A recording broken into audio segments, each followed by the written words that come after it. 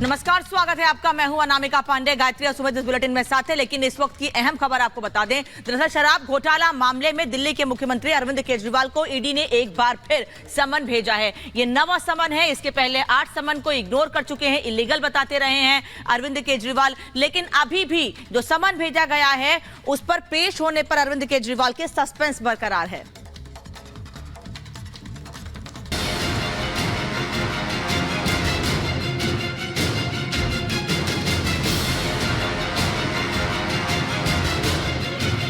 दिल्ली जल बोर्ड और शराब घोटाले की जांच कर रही ईडी की टीम दिल्ली के सीएम अरविंद केजरीवाल की नींद उड़ाए हुए है।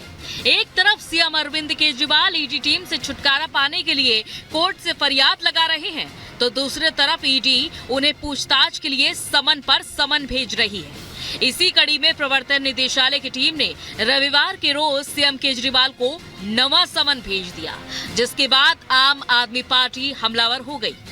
ये समन सिर्फ इसलिए भेजा गया है क्योंकि शायद अब मोदी जी को डाउट होने लग गया है कि पता नहीं एक्साइज पॉलिसी वाले मैटर पे अरविंद केजरीवाल को गिरफ्तार कर पाएंगे कि नहीं कर पाएंगे, क्योंकि उस पे तो अभी कानूनी बहस शुरू हुई है।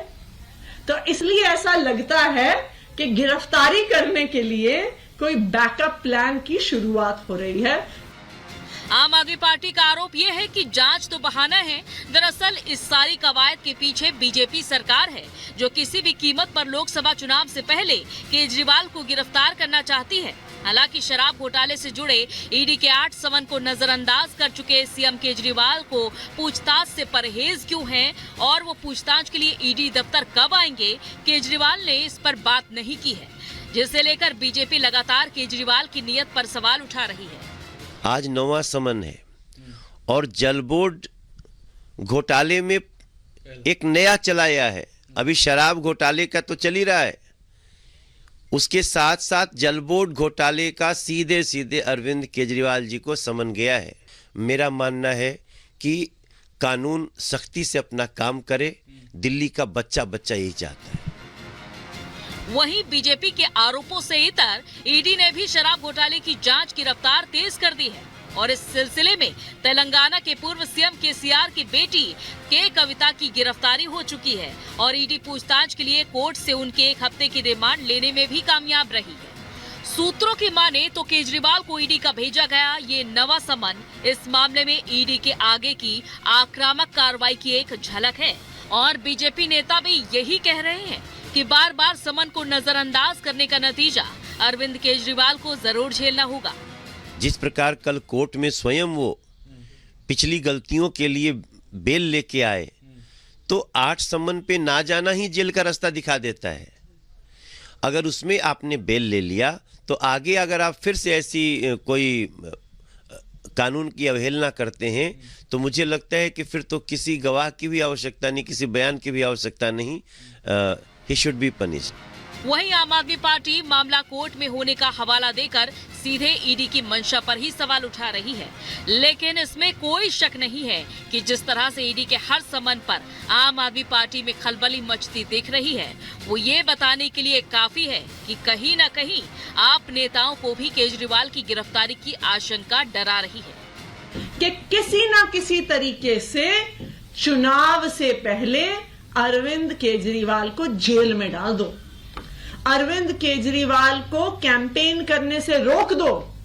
सिर्फ यही प्रधानमंत्री नरेंद्र मोदी जी, उनकी भारतीय जनता पार्टी और उनकी ईडी और सीबीआई का एक इकलौता मकसद है।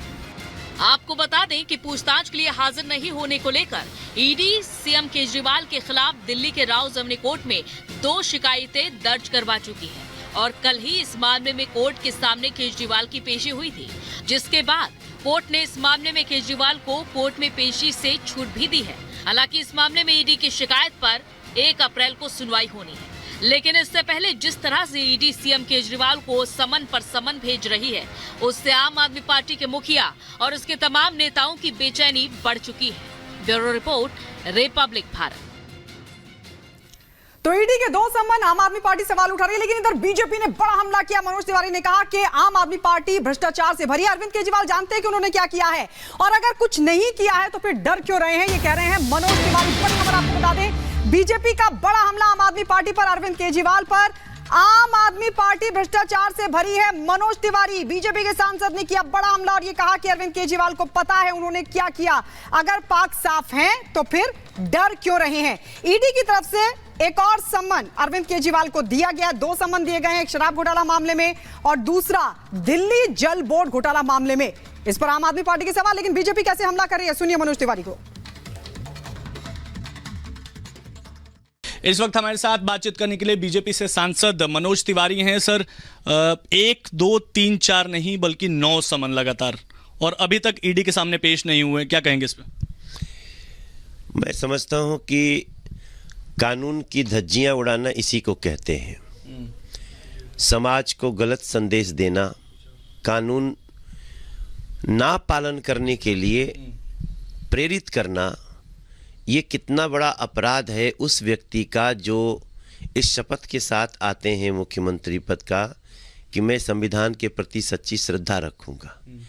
आज 9वां समन है और जल बोर्ड घोटाले में एक नया चलाया है। अभी शराब घोटाले का तो चल ही रहा है, उसके साथ साथ जल बोर्ड घोटाले का सीधे सीधे अरविंद केजरीवाल जी को समन गया है। और इसके बाद भी आपने कल देखा होगा वो बेल बेल हल्ला कर रहे थे। मैं रिपब्लिक भारत के सभी दर्शकों को बताना चाहता हूं।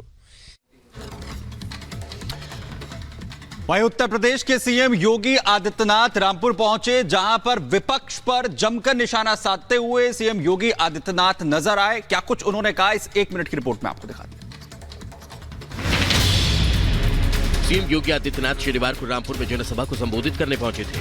यहां पर सीएम योगी विपक्ष पर जमकर बरसे। सीएम योगी ने बिना नाम लिए सपा नेता आजम खान पर कटाक्ष किया। चाकू का इस्तेमाल जेब कतरने में करते थे और हमने उसी चाकू का इस्तेमाल सबको सुरक्षा प्रदान करने में कर दिया। सीएम ने यहां पिछली सरकार पर तंज कसते हुए कहा, जिस रामपुर में गरीबों की जमीनों पर कब्जा किया जाता था, आज उसी जमीन पर पीएम स्वनिधि योजना के तहत उनके पुनर्वास का काम किया जा रहा है। यहाँ से उन्होंने गरीबों की आवाज भी उठाई। इसी रामपुर में जबरन गरीबों की जमीनों पर कब्जा किया जाता था। आज यही के वायलेंस से संगीत की लहरियां रामपुर घराने की पहचान को फिर से पुनर्जीवित करने का काम कर रही है। बता दें, रामपुर में 610 करोड़ की लागत से गरीबों के पुनर्वास का काम किया जा रहा है। कोशिश रामपुर को नई पहचान दिलाने की है। Bureau report, Republic Bharat. और महाराष्ट्र के पुणे से दिल दहला देने वाला मामला सामने आया है, जहां एक रेस्टोरेंट में खाना खाने आए एक शख्स पर लोगों ने हमला कर दिया। जानकारी मिल रही है कि 8 लोगों ने इस वारदात को अंजाम दिया है। रिपोर्ट देखिए।